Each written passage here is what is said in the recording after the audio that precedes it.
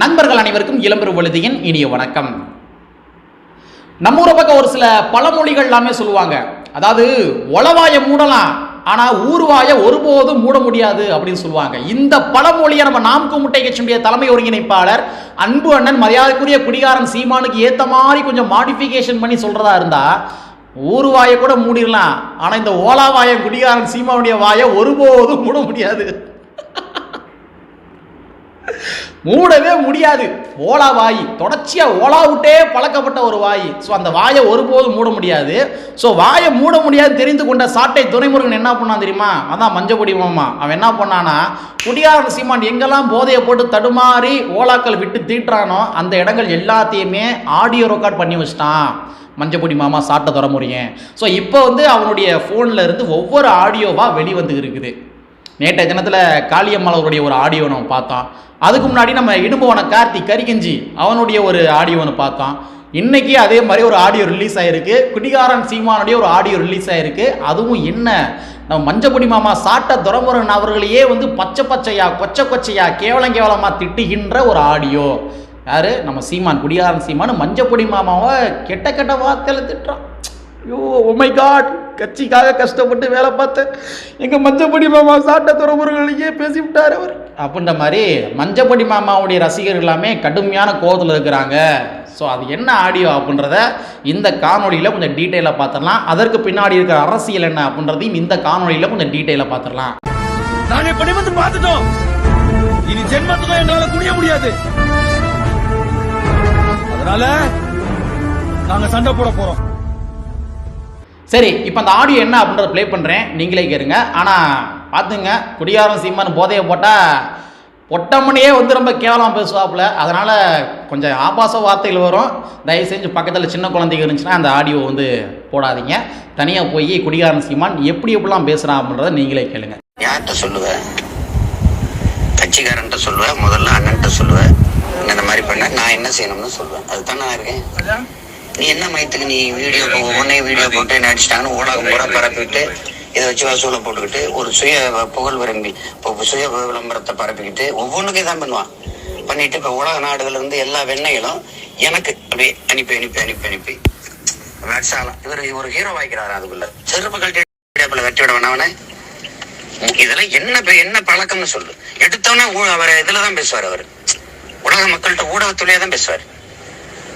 அடிச்சுட்டாங்கன்னா அண்ணன்ட்ட சொல்லு, அது சட்டப்படி என்ன நினைக்கணும், என்ன பண்ணணும். அதுல எனக்கு ஒரு இன்ஸ்ட்ரக்ஷன். சீமான் அண்ணன் தலைமையில இங்க போராடணும். இப்ப நம்ம போராடலைன்னா அது அவரு எனக்கு டைரக்ஷன் கொடுக்குறாரு, இன்ஸ்ட்ரக்ஷன் கொடுக்குறாரு. இது எப்படி எடுத்துக்கிறது? இத நீ யாரு? நீ எனக்கு இன்ஸ்ட்ரக்ஷன் கொடுக்க நீ யாரு? உடனே அடிச்சுட்டான்னு கட்சிக்காரன்ட்ட சொல்லு, இல்ல எனக்கிட்ட சொல்லு, இந்த மாதிரி பண்ணிட்டாங்கன்னு சொல்லு. அதுக்கப்புறம் நான் என்ன செய்யறதுன்னு சொல்றேன். உலகம் பூரா அடுத்து அவர் அந்த வீடியோவை எனக்கு அனுப்பிது. பூராமே தான் இப்ப பார்க்கும் போதெல்லாம் வெறி வருது. நானே பார்த்தேன்னு வச்சுக்க, இதை விட 4 மடங்கு அடிச்சு கொண்டு வருவேன் ஓடுறா அப்படின்னு. இதுல ஒரு பல லட்சத்தை வசூல போடுறது. நாய் இந்த மாதிரி அணுகுமுறையை எப்படி எடுத்துக்கிறது? இதேதான் ஜெயசீலனும் நம்மகிட்ட கேட்கறதே இல்லை. அவரா போட்டு இவ்வளவு வசூலாச்சு, இவ்வளவு வந்துச்சு, இவ்வளவு போச்சுன்னு எவனோ ஒருத்தன் கணக்கு போட்டுருக்கேன் அன்னைக்கு. எனக்கு அதாவது கட்சினா கட்சி தானே பேசணும். நீ எதுக்கு இந்த இதை யாருக்கு போடுற, இந்த வீடியோவை யாருக்கு போடுற? நானே வீடியோ பார்த்தேன்னு தெரிஞ்சுக்கணுமா? சொல்லு. அவரோட பேசணும், அந்த தேவையா பேசணும், என்கிட்ட பேசணும். நான் ஏன் அவன்கிட்ட பேசணும்? சொல்லு. கட்சினா கட்சியில நல்லது கெட்டதை பொறுப்பு இருக்குது நானா இல்ல நீங்களா? அப்ப நான் தானே, நீ என்கிட்ட தானே சொல்லணும். நீ பணம் கேட்டு மிரட்டுறாங்கன்னா அவன் சொல்றான், உங்க ஆள் கேட்கிறாரு, நீ தாய் மேலானே முயர் மேலானே வாங்கலாம். வாங்காத போய் நீ என்ன தெரியும் நீ இது பண்ற? நீ நேர்மையான நீ எனக்கு தானே சொல்லணும். நீ வீடியோல போடுற, வீடியோலே பேசுற, எல்லாத்தையும் எனக்கு சொல்ற, அவர் போராடணும். என்ன நீ எனக்கு இன்ஸ்ட்ரக்ஷன் கொடுக்குறியா? நீனு அவ்வளவு என்னையா நீனு செருப்பு கட்டி அடிச்சு வச்சு விடுறாரு அவனை. நீ பாத்துக்கிட்டே இருக்கீங்க. ஆடியோ கேட்டீங்களா?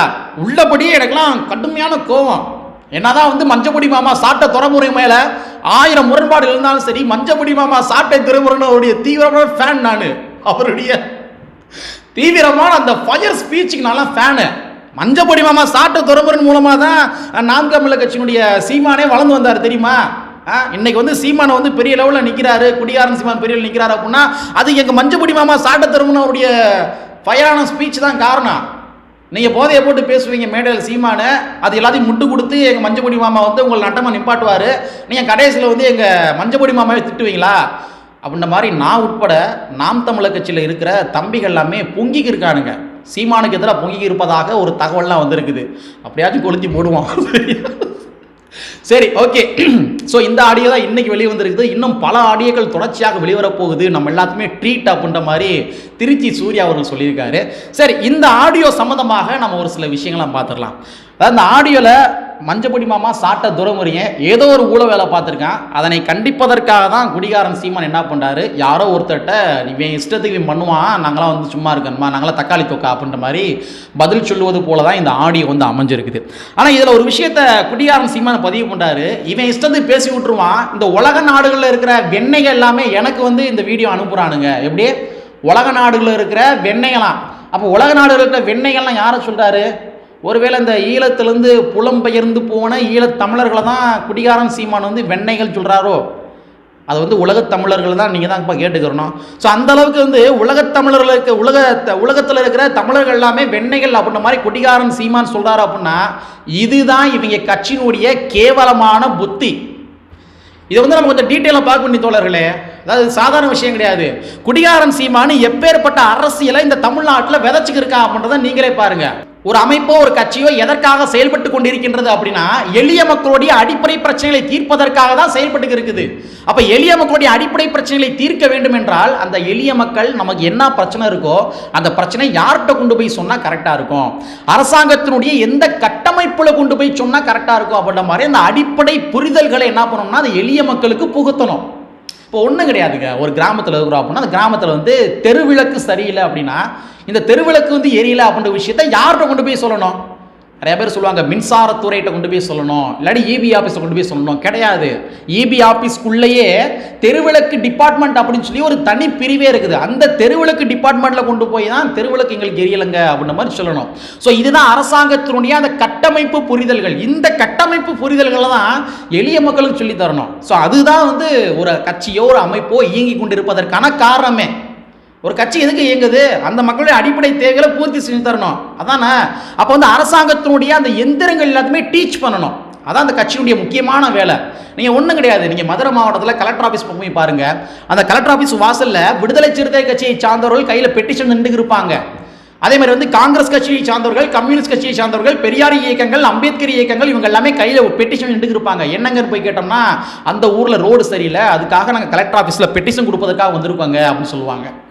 சரி, அவங்க வந்து சரி பண்ணி தரல என்ன பண்ணுவாங்க அப்படின்னா மக்களை திரட்டி போராட்டங்கள் பண்ணுவாங்க அப்படின்ற மாதிரி சொல்லுவாங்க. ஸோ என்ன பண்ணலாம், எளிய மக்களுடைய அடிப்படை தேவைகளுக்காக களமாடி கொண்டிருக்கின்ற கட்சிகள் தான் இந்த கட்சிகள் எல்லாமே. ஆனால் நாம் கூமுட்டை கட்சி இது வரைக்கும் எளிய மக்களுடைய அடிப்படை தேவைகளுக்காக போராட்டம் பண்ணியிருக்காங்களா அப்படின்னு கேட்டால் ஒரு இடத்துல கூட போராட்டம் பண்ணது கிடையாது. மாறாக கனிம வள ஆர்ப்பாட்டம்.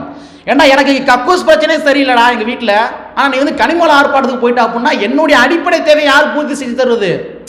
கேள்வி இருக்கு இல்லையா? ஸோ வந்து நாம் கூமுட்டை கட்சியினுடைய ஒரு கட்சி, அந்த கட்சி இயங்கி கொண்டிருப்பதற்கான காரணமே என்னன்னு பார்க்குறப்ப இந்த மாதிரி கனிம வள ஆர்ப்பாட்டம், கான்ட்ராக்ட்காரன்ட்ட காசு போடுறது, இது சம்பந்தமான வேலைகளில் மட்டும்தான் குடிகாரன் சீமானுடைய கட்சி தொடர்ச்சியாக இயங்கி கொண்டிருக்கு. ஸோ நான் என்ன குற்றச்சாட்டு பண்ணுறேன் அப்படின்னா வெறும் கெட்ட வார்த்தைகள் பேசுவது, ஆபாச பேச்சுகள் பேசுவது, அதுமாதிரி கவர்ச்சி நிறைந்த பேச்சுகள் பேசுவது, இது மட்டும்தான் நாம் கூமுட்டை கட்சியுடைய தொண்டர்களுக்கு, தம்பிகளுக்கு குடிகாரன் சீமான் சொல்லி கொடுத்துருக்காரு. அதனுடைய வெளிப்பாடுகள் தான் இந்த ஆடியோ. சரியா?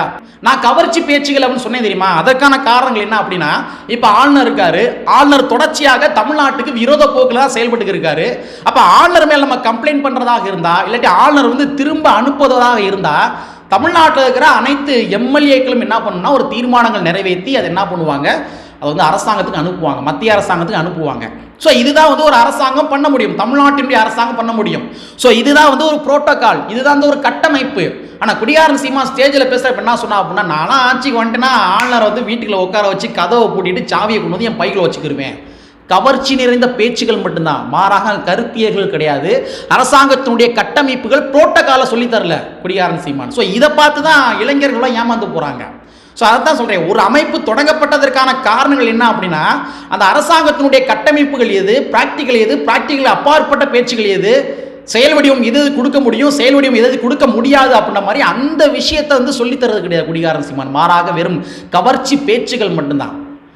நீட் வந்து மக்களுக்கு எதிராக இருந்து கொண்டிருக்கின்றது அப்படின்றது எல்லாருக்குமே தெரியும். ஆனால் நீட்டை எப்படா தடை பண்ணுவான்னு கேட்டால், சீமான்ட்ட கேட்டால், குடியாரன் சீமான் சொல்கிறாப்புல, நான் வந்து நீட்டுக்கு வந்து கெட் அவுட் சொல்லிடுவேன், நீட்டுக்கு கேட்டு போட்டுருவேன். இதுதானா? இதுதான் நீங்கள் வந்து எளிய மக்களுக்கு, அந்த இளைஞர்களுக்கு அரசாங்கத்தினுடைய எந்திரத்தினுடைய கட்டமைப்புகளை சொல்லித் தருகின்ற லட்சணமா?